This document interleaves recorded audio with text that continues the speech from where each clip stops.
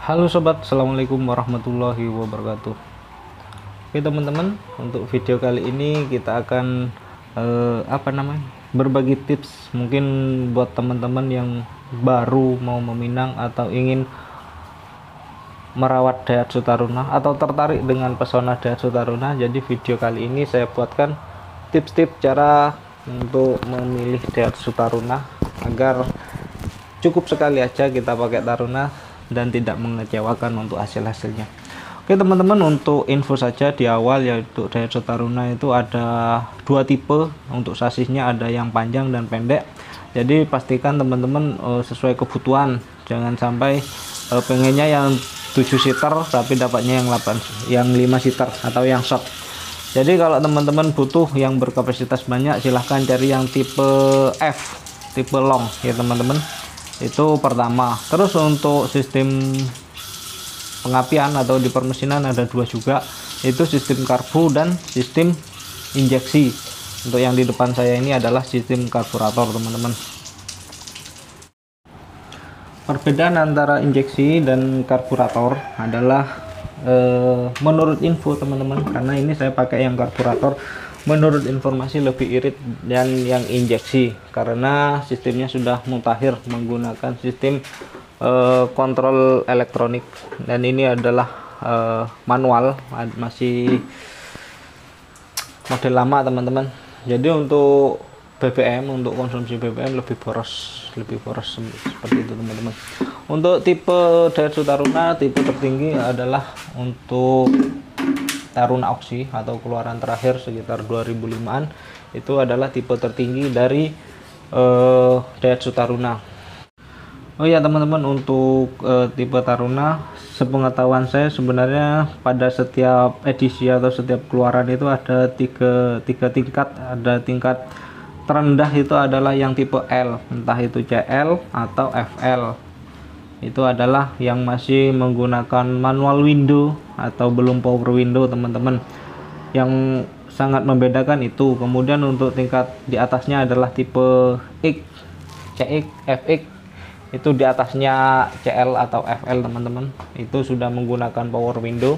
Kemudian untuk yang di atasnya lagi ada CSX, ada FGX. Itu adalah yang tipe teratas untuk setiap tahun-tahunnya teman-teman. Jadi apabila teman-teman sudah punya target mau beli sebuah Daihatsu Taruna, itu silakan dilihat tipenya, karena itu menentukan tingkat fasilitas. Meskipun bedanya tidak terlalu signifikan, itu menentukan fasilitas yang kita dapat untuk Daihatsu Taruna. Cuman ada beberapa tipe yang special edition seperti FGZ, dan terutama Oxy adalah tipe tertinggi untuk Daihatsu Taruna.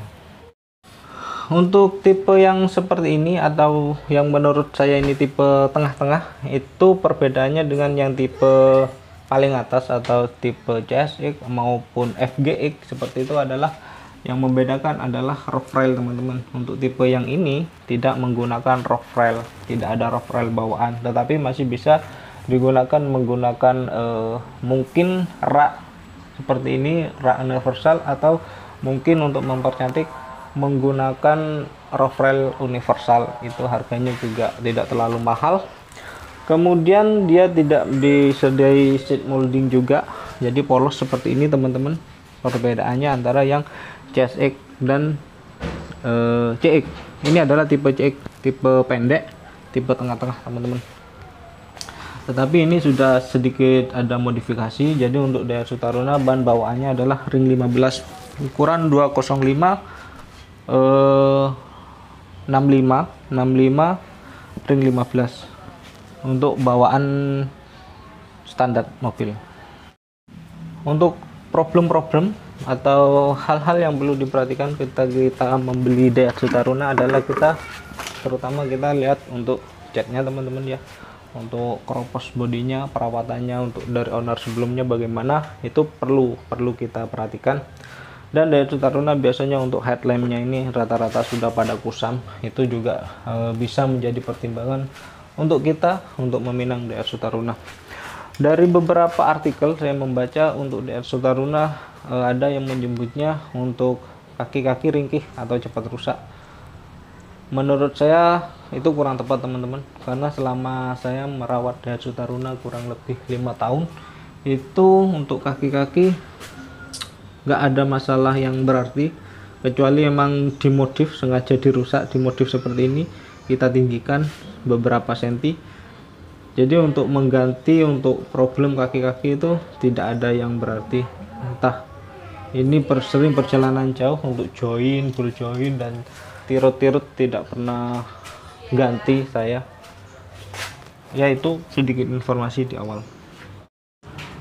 Untuk body, cat, lampu dan kaki-kaki mungkin sudah umum, wajib kita cek teman-teman, terutama sasis juga, karena ada beberapa cerita dari teman-teman untuk sasis bekas laka atau gimana sudah las-lasan, itu juga tidak bagus untuk kita pakai pribadi, itu perlu kita cek. Kemudian untuk yang permesinan teman-teman, yang harus kita cek terutama dan paling utama adalah sistem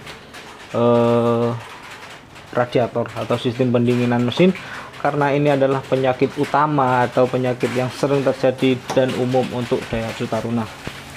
Pertama kita cek adalah isi dari radiatornya, apakah isi air atau isi coolant. Kalau isi coolant insya Allah itu mobil terawat dan lebih recommended daripada yang isi air.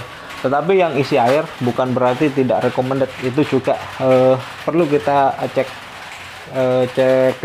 lanjutan. Cek lanjutannya dengan cara kita mengetes kita jalan beberapa menit, kita lihat untuk untuk temperaturnya itu apakah naik atau tetap di jarum paling bawah. Seperti ini temperatur teman-teman, temperaturnya apabila kita sudah jalan beberapa menit dia tetap di paling bawah, artinya dia sudah tidak memakai termostat.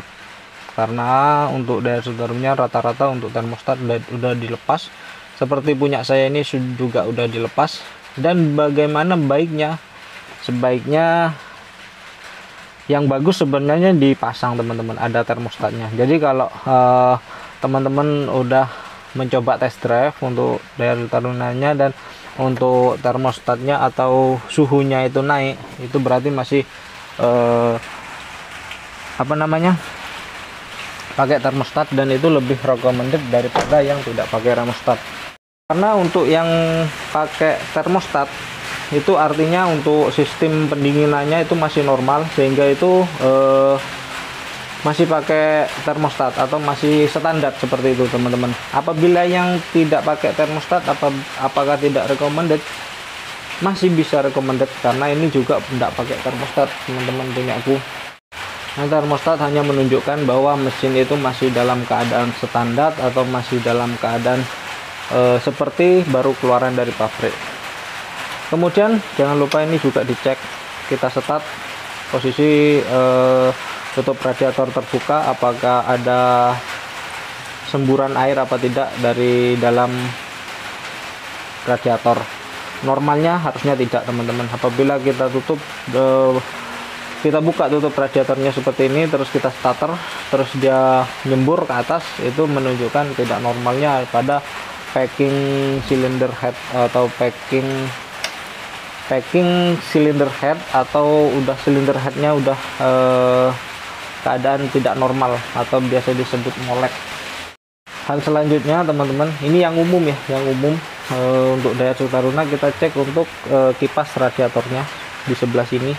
Kita putar-putar sedikit, apabila putarannya ringan atau tidak keras artinya dia masih menggunakan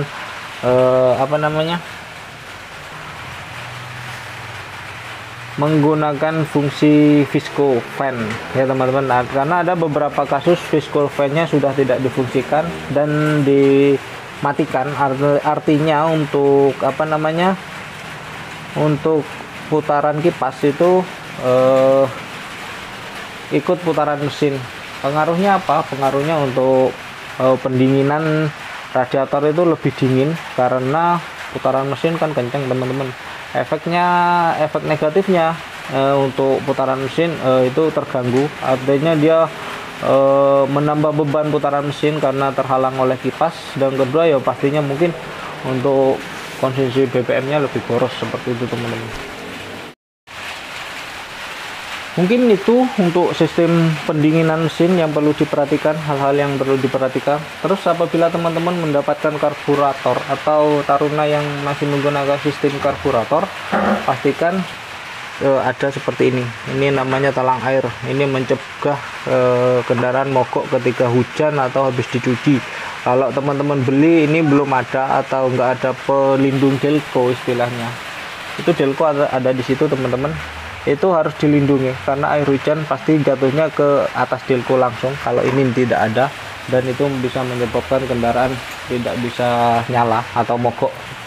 Pastikan ini ada. Kalaupun tidak ada, pastikan setelah mendapatkan unitnya dikasih seperti ini teman-teman. Bahannya bebas apa aja, yang penting anti air ya, jangan dari kerupuk. Selanjutnya apabila teman-teman sudah mendapatkan Daihatsu Taruna atau sudah melakukan pengecekan dasar seperti yang tadi saya jelaskan, dan suara mesin, mungkin alangkah baiknya ketika sudah ada waktu atau sempat kita lakukan pengecekan di timing belt, karena timing belt ini juga sering terjadi penyebab kemogokan di jalan, timing belt putus. Dan untuk Daihatsu Taruna kekurangannya, apabila untuk timing belt putus di jalan itu bisa menyebabkan menyebabkan kerusakan beruntun lah istilahnya. Jadi nanti untuk untuk piston itu bisa menabrak klep dan lain-lain, dan bisa menyebabkan klep bengkong dan lain sebagainya, dan itu mengharuskan kita turun mesin seperti itu teman-teman. Jadi sebelum itu terjadi, alangkah baiknya kita cek timing belt apakah udah waktunya ganti apa belum. Ada beberapa tipe yang tidak menyebabkan kerusakan beruntun meskipun timing belt putus tiba-tiba di jalan. Namun saya tidak hafal itu untuk tipe-tipenya tipe apa saja. Yang jelas sudah tipe di atas, mungkin tipe oksi, mungkin itu sudah pasti karena itu adalah tipe tertinggi seperti itu. Ya mungkin itu aja teman-teman untuk tips-tips bagaimana kita memilih Daihatsu Taruna yang sesuai dengan harapan kita. Mudah-mudahan dengan video ini teman-teman yang ingin mendapatkan Daihatsu Taruna atau membeli Daihatsu Taruna bisa mendapatkan sesuai keinginan atau yang terbaik buat teman-teman semua. Oke, see you next time.